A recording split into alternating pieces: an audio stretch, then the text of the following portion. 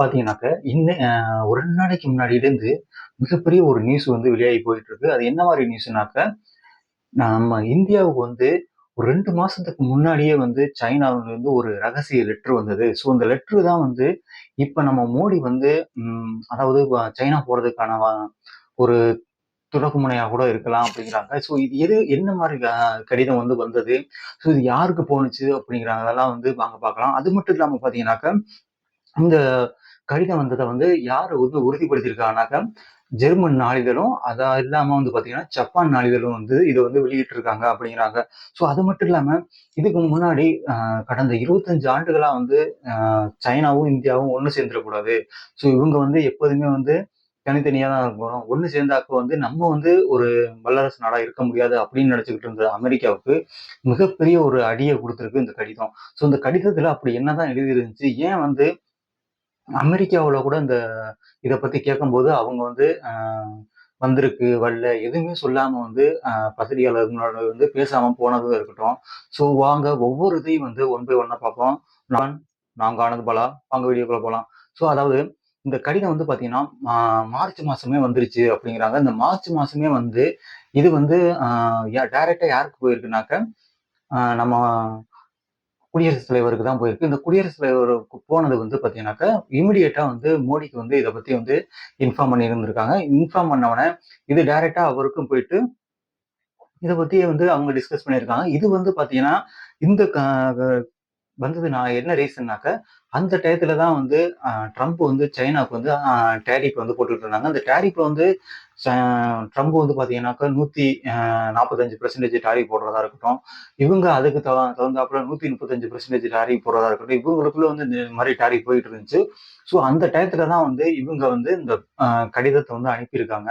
So அனுப்பும்போது என்ன சொல்லியிருக்காங்கனாக்க, நீங்க வந்து நம்ம வந்து இனிமே வந்து அமெரிக்காவ நம்பியிருக்க வேண்டாம். நம்ம 2 பேரும் வந்து இனிமே வந்து நம்மளுக்குள்ள வந்து ஒரு இனிமே வர்த்தகம் பண்ணிக்கிருவோம். நம்ம வந்து என்னென்ன ஷேர் பண்ணிக்கிறோமோ, அத ஃபுல்லா ஷேர் பண்ணிக்கிருவோம். அதாவது கனிம வளங்களா இருக்கட்டும், எல்லாத்துலயும் நம்ம ஷேர் பண்ணிக்கிருவோம். நம்ம இனிமே வந்து வெஸ்டர்ன் கண்ட்ரிலயோ, அமெரிக்காவையோ சார்ந்து இருக்க வேண்டாம் அப்படிங்கிற ஒரு நிலைப்பாட்ட வந்து சைனா எடுத்திருந்திருக்காங்க. ஸோ இதுதான் வந்து அந்த கடிதத்துல மிக முக்கியமா எழுதப்பட்டிருக்கு அப்படிங்கிறாங்க. ஸோ இதுக்கப்புறம் வந்து பார்த்தீங்கன்னா, அ அவங்களோட ஃபாரின் மினிஸ்டரா இருக்கட்டும், அவங்க எல்லாம் வந்து டெல்லியில வந்து ஆ ஜெய்சங்கர், அதுவும் இல்லாம அஜித் தோவல் இவங்களலாம் வந்து சந்திச்சு, அவங்கள்ட்ட வந்து டிஸ்கஸ் பண்ணி, அதுக்கப்புறம் நம்ம என்னென்ன வந்து இந்த மாரி பண்ண பண்ண போறோம் அப்படிங்கிறத பத்தியும் இவங்க வந்து அதிகமா பேசினதாகவும் இந்த பார்த்தீங்கன்னாக்க, சைனா அப்ப என்ன பண்றாங்க, ஆ தைவான தவிர்த்து மத்த எல்லா கண்ட்ரி அவங்களோட நெய்பர்ஸ் கண்ட்ரி எல்லாத்தையும் வந்து ஆ பக்கத்துல வந்து இதுக்கு முன்னாடி வந்து ஒரு விரோத போக்க ஈடுபட்டாலும், இப்ப வந்து பார்த்தீங்கன்னா, அவங்க அதிகமா வந்து ஒரு நட்பு நோக்குல தான் போறாங்க. ஏன்னா, இப்ப அமெரிக்காங்கிற ஒரு கண்ட்ரி வந்து எதிர்க்கும்போது, இவங்களுக்கு வந்து பக்கத்துல உள்ள கண்ட்ரிகள் தான் தேவைப்படுது. ஏன்னா, இவங்க வந்து வணிகம் செய்றதா இருக்கட்டும், பிசினஸ் எல்லாத்துக்குமே வந்து இவங்க வந்து பக்கத்து கண்ட்ரிகள வந்து இப்ப வந்து அதிகமா வந்து நம்ப ஆரம்பிக்கிறாங்க. ஸோ, அதனால வந்து இவங்க வந்து இப்ப 20 பார்த்தீங்கன்னாக்க, ஒரு 10, 15 வருஷமா வந்து ஒரு மிகப்பெரிய ஒரு இவங்களுக்குள்ள எதிரியும் பூனையுமா இருந்த இவங்க வந்து இப்ப மறுபடியும் வந்து ஒண்ணு சேர்றது தான் மிக மிக முக்கியமா இருக்கு. ஏன்னா, ட்ரம்ப் வந்து டாரிஃப் போட்டதா இருந்தாலும், மோடி வந்து ஒரு 6, 7 வருஷத்துக்கு முன்னாடி 2018க்கு அப்புறம் இப்பதான் வந்து அவர் வந்து சைனா போறாங்க. சைனா போறது என்ன ரீசன்னாக்க, அங்க போயிட்டு ஒரு ஷாங்காய் மாநாட்டுல வந்து அவங்க வந்து பங்கேற்க போறாங்க. ஸோ பங்கேற்க போம்போது, இது வந்து அந்த கடிதத்திலேயும் வந்து அழைப்பு விடுத்திருக்காங்க. அப்படிங்கிற மாரியும் வந்து இதுல சொல்லப்படுறாங்க. பார்த்தீங்கன்னா, ஜின்பிங் அந்த சைனாவோட பிஎம் என்ன பண்றாங்க, இப்ப வந்து அவங்களோட வந்து தடை போட்டிருந்த எல்லாத்தையும் வந்து இப்ப மறுபடியும் இறக்குமதி பண்றதுக்கான வாய்ப்புகள் இருக்கு அப்படிங்கிற மாரி வந்து சொல்லியிருக்காங்க. பர்ட்டிகுலரா வந்து பார்த்தீங்கன்னா, கனிம வளங்கள் அரிய வகை கனிம வளங்கள வந்து உள்ளறிக்கை கொண்டு வரதா இருக்கட்டும். பர்ட்டிகுலரா வந்து நம்ம இரு நாடுகளுக்கும் வந்து பார்த்தீங்கன்னா, இமாச்சல் பிரதேசத்துல வந்து எல்லை கோடுல வந்து அவங்க வந்து வாணிபம் போறதுக்காண்டி, அந்த எல்லை கோடுகள வந்து திறக்கிறதுக்கான வாய்ப்புகள் வந்து இப்ப வந்து அறிவிச்சிருக்காங்க. அது மட்டும் ரொம்ப நாளைக்கு அப்புறம் வந்து அந்த 2018ல இப்போ வந்து மறுபடியும் வந்து அ உள்ளிக்க போறதுக்கான வாய்ப்புகள் இருக்கு அப்படிங்கிறாங்க. ஸோ இதுவும் மிக முக்கியமா வந்து இப்ப பேசுறாங்க. அது மட்டும் இல்லாம நம்ம வந்து நம்மளோட விவசாயத் துறையா இருக்கட்டும், ஆட்டோமொபைல் துறையா இருக்கட்டும், ஸோ இது எல்லாத்துக்கும் வந்து மிகப்பெரிய ஒரு பெனிஃபிட் இருக்குதுன்னு தான் சொல்லலாம். ஏன்னா ஆட்டோமொபைல் துறைக்கு நம்மளுக்கு வந்து பார்த்தீங்கன்னாக்கா, அதிகமான வந்து கனிம வளங்கள் வந்து தேவைப்படுது. ஸோ அந்த கனிம வளங்கள் எல்லாமே வந்து சைனா கிட்ட தான் இருக்குன்னு நம்மளுக்கு தெரியும். ஏன்னா 90% கனிம வளங்கள் வந்து அவங்கள்ட்ட தான் இருக்கு. ஸோ அப்படி அவங்கள தான் அமெரிக்காவே டிஃபெண்ட் பண்ணி இருக்கும்போது, நம்மளுக்கு அவங்க தர்றாங்க அவங்களுக்கு ஆல்ரெடி வந்து அமெரிக்காவுக்கு என்ன சொல்லிட்டாங்க, வெஸ்டர்ன் கண்ட்ரிகளுக்கெல்லாம் உங்களுக்கு வந்து ஒரு 7 வகையான கனிம வளங்கள வந்து நாங்க உங்களுக்கு குடுக்க முடியாது அப்படின்னு அவங்க பேன் பண்ணி வச்சிருக்காங்க. நீங்க உங்களுக்கு வேணுமா அப்படின்னு கேட்டீங்கன்னா, என்ன ரீசனுக்காண்டி கேட்கறீங்க, வாங்குறீங்க? ஸோ அத வந்து சொல்லிட்டு, நீங்க வந்து வாங்கிட்டு போங்க அப்படிங்கிற மாரியும் வந்து சைனா வந்து கட் அண்ட் ரைட்டா சொல்லிட்டாங்க. ஆனா அவங்க எதுக்கு வாங்க முடியும்? அது வாங்குறதெல்லாம் வந்து ராணுவத்துக்கா இருக்கட்டும், அது இல்லாம ராணுவ ஹெலிகாப்டர் இந்த மாரி வந்து இதுல வந்து பார்த்தீங்கன்னா, இந்தியாவுக்கு வந்து அ ஆட்டோமொபைல் துறையில மட்டும் பார்த்தீங்கன்னா, கனிம வளங்கள் எவ்வளவு தேவைப்படுதுன்னா, 7,500 டன் வந்து நம்மளுக்கு வந்து தேவைப்படுது. இந்த கனிம வளங்கள் மட்டும் நம்மளுக்கு கிடைச்சுச்சுன்னா, இதனால நம்ம ஆட்டோமொபைல் துறையே இன்னும் பெரிய லெவலுக்கு மாறுறதுக்கான வாய்ப்புகள் இருக்கு. ஸோ இதுதான் வந்து இப்போ வந்து இந்த ஆட்டோமொபைல்ஸ் துறையோட அ பங்கு சந்தைகள் எல்லாம் வந்து ஏறி அதிகமான ஒரு அ அ பெரிய லெவல்ல காமிச்சிருக்கு அப்படிங்கிறாங்க. ஸோ இதனாலேயும் வந்து பார்த்தீங்கன்னா, உலகத்தோட மிகப்பெரிய ஒரு 2வது பொருளாதாரம் கொண்ட நாடும், உலகத்தோட இன்னும் கொஞ்ச நாள்லயே வந்து உலகத்தோட 3வது இடத்துக்கு வரப்போற ஒரு இந்தியாங்கிற ஒரு நாடு வந்து ஒண்ணு சேர்றது வந்து அமெரிக்காவுக்கு இது மிகப்பெரிய ஒரு அ பேரிழப்பா தான் இருக்கும். ஏன்னா, இவ்வளவு 25 வருஷமா வந்து ஒரு 5, 6 பிரசிடென்ட் வந்து அவங்கள இந்தியாவ வந்து எப்போதுமே வந்து சைனாவோட சேர்த்துறக்கூடாது அப்படிங்கிற ஒரு எண்ணத்துல இருந்தத, இந்த ட்ரம்ப் வந்து ஒரு 4, 5 மாசத்திலேயே வந்து இத எல்லாத்தையும் உடைச்சுட்டாங்க. ஸோ இதனால இந்தியாவும், சைனாவும் இப்போ வந்து ரொம்ப ஒண்ணா போறதுக்கான வாய்ப்புகள் வந்து அதிகமா இருக்கு. ஏன்னா, இப்ப இதுக்கு முன்னாடி சைனாவும் இந்தியாவும் பார்த்தீங்கன்னாக்க, ரொம்ப வந்து அவங்களுக்குள்ள எதிரி. ஏன்னா, அவங்க வந்து பாகிஸ்தானுக்கு சப்போர்ட் பண்ணதா இருக்கட்டும், இது எல்லாமே இருந்துச்சு. ஆனா, இப்ப ரீசென்ட்டாவே வந்து அவங்க யாருக்குமே இந்தியாவுக்கு அகைன்ஸ்டா எந்த ஒரு வார்த்தையுமே வந்து பேசாம இருக்கிறாங்க. அதுதான் மிக முக்கியமா வந்து இந்த இடத்துல. ஸோ இதுல தான் பார்த்தீங்கன்னாக்க, ஆகஸ்ட் 2ஆம் தேதி வந்து அவங்களோட அ ஃபாரின் மினிஸ்டர் வந்து சந்திச்சாரு. அவங்க அஜித் தோவலோடலாம் பேசிட்டு, அதுக்கப்புறம் ஆகஸ்ட் 31 ஷாங்காய் மாநாட்டுல கலந்துக்கிறதுக்காக அவங்க வந்து ஒரு கடிதத்த வந்து குடுத்துட்டு போனாங்க. வந்து சொல்லிட்டு போனாங்க. அது மட்டும் இல்லாம 7 ஆண்டுகளுக்கு பிறகு வந்து மோடி வந்து நம்ம இங்க சைனா போறாங்க. இந்தியாவுக்கு அ சீனாவுக்கு இடையே பார்த்தீங்கன்னா, மிக முக்கியமான இமாச்சல் பிரதேசத்துல நான் சொன்ன மாரி, அந்த ஏரியாவுல வந்து பார்த்தீங்கன்னா, சிக்கலா கணவாய் அப்படிங்கிற மிகப்பெரிய ஒரு வர்த்தகம் வந்து வழித்தடம் இருக்கு. அந்த வழித்தடத்த வந்து இப்போ வந்து தொறக்க போறாங்க. பண்டைய கால ஒரு வணிக தளம் அப்படிங்கிறாங்க. இந்த இது வந்து பார்த்தீங்கன்னா, 1994ல இந்தியாவும், சைனாவும் ஒரு ஒப்பந்தம் போட்டிருக்காங்க. இவங்களுக்குள்ள ஒப்பந்தத்துல வந்து இந்த இதுல வந்து நம்ம வாணிபம் பண்ணலாம். அத வந்து இப்ப இந்த எல்லைக்கோட்ட வந்து தொறந்திருக்காங்க அப்படிங்கிறாங்க. ஸோ இதான் பெனிஃபிட் அடைய போறது இந்தியர்கள், சைனர்கள் இருந்தாலும், இதுல பக்கத்துல அந்த வந்து அதிகமா வந்து பயனட போறாங்க. ஸோ அவங்களுக்கு வந்து அதிகமான வந்து பிசினஸ் வரதா இருக்கட்டும், எல்லாமே வந்து அவங்களுக்கு கிடைக்க போகுது அப்படின்னு தான் சொல்றாங்க. இது வந்து பார்த்தீங்கன்னா, அடுத்து நம்ம வந்துருவோம். ஸோ ட்ரம்ப் வந்து பார்த்தீங்கன்னா, 4 தடவ வந்து மோடிக்கு கால் பண்ணாங்க. ஸோ இந்த மோடி மோடி வந்து அவங்க எடுக்கவே இல்ல அப்படிங்கிற மாரி சொல்றாங்க. ஸோ என்ன ரீசன்னால அவங்க எடுக்கல?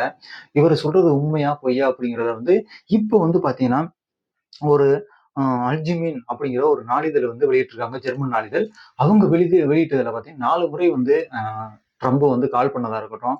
இவரு வந்து அந்த நான் அத கால் பண்ணத வந்து அவாய்ட் பண்ணியிருக்காங்க அப்படிங்கிறாங்க. அது மட்டும் இல்லாம ஜப்பான்ல வந்து பார்த்தீங்கன்னாக்க, நிக்கி ஏசியா அப்படிங்கிற ஒரு நாளிதழ் வெளியிட்டதுலயும், அவங்களும் இதே சேம் ரீசன தான் சொல்லியிருக்காங்க. ஆனா கால் பண்ணியிருக்காங்க. மோடி வந்து எடுக்கல. மோடியோட கான்செப்ட் அதாவது மத்திய கவர்மெண்டோட கான்செப்ட் என்னன்னாக்க, நீங்க வந்து எந்த ஒரு பிசினஸ் டீலா இருந்தாலும், நீங்க ஃபோன் வழியா வந்து பேசுறத வந்து அவங்க ஏத்துக்கிட மாட்டாங்க. நீங்க பேசுறதா இருந்தா, நேருக்கு நேரா பேசுறது தான் வந்து மத்திய கவர்மெண்டோட ஒரு ரூல்ஸா இருக்கு. ஸோ அப்படி இருக்கனால கூட அவங்க எடுக்காம இருந்திருக்கலாம். பட் இவர் வந்து மோடி வந்து பார்த்தீங்கன்னா, அவங்க கால வந்து அட்டெண்ட் பண்ணல. இனிமே வந்து நாங்க உங்கள சார்ந்து இருக்கிற மாரி இல்ல.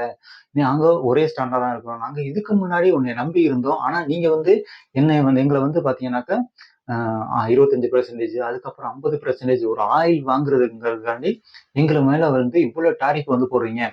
ஆ சைனாவா இருக்கட்டும், எங்களுக்கு மேல வந்து சைனா வந்து ஆயில் வாங்கிட்டு இருக்காங்க. பட் ஆனா அவங்கள வந்து நீங்க ஃபர்ஸ்ட் பயமுறுத்திட்டு மறுபடியும் வந்து அவங்களுக்குள்ள அயர்லாந்துல வந்து நீங்க ஒரு கூட்டத்த போட்டு அத கம்மி ப கம்மி பண்ணிட்டீங்க. அதுக்கப்புறம் அத நிப்பாட்டியும் வச்சுட்டீங்க.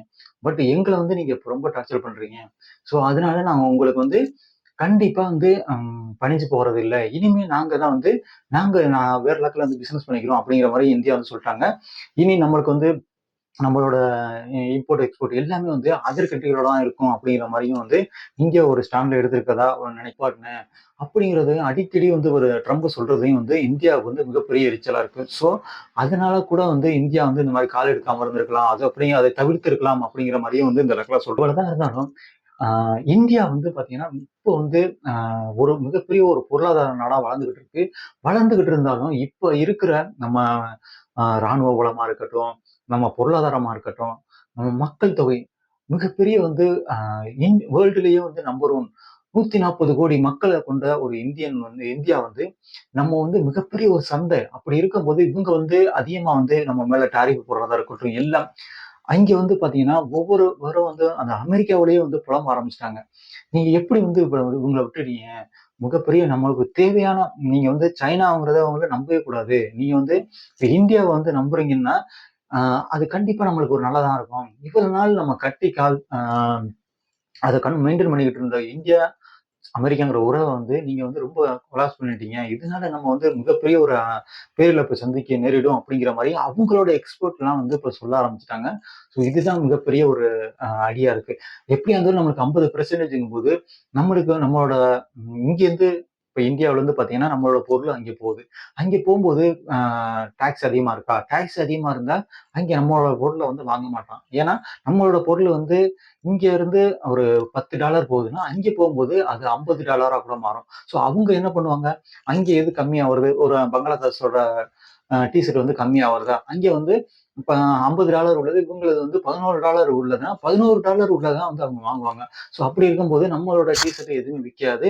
நம்மளோட பொருள்கள் எதுவுமே அங்க விக்காது. ஸோ அப்படி இருக்கும்போது நம்மளோட பிசினஸ் மேன் எல்லாம் யாருமே வந்து இங்க பிசினஸ் பண்ண முடியாது. ஸோ அதுதான் வந்து ட்ரம்போட மிக குறிக்கோளா இருக்கு. ஸோ இதுதான் வந்து அவரு டாரிஃப் அதிகப்படுத்தி நம்மள வந்து பயமுறுத்த பார்க்கிறாரு. ஸோ எப்படியா இருந்தாலும் இந்தியா வந்து ஒரே ஸ்டாண்டா இருந்து, நம்ம இனிமே அடுத்த லெவல் போறதுக்கான நம்ம வந்து இவங்கள மட்டுமே வந்து மிகப்பெரிய ஒரு இஷ்யூவா இருக்கு.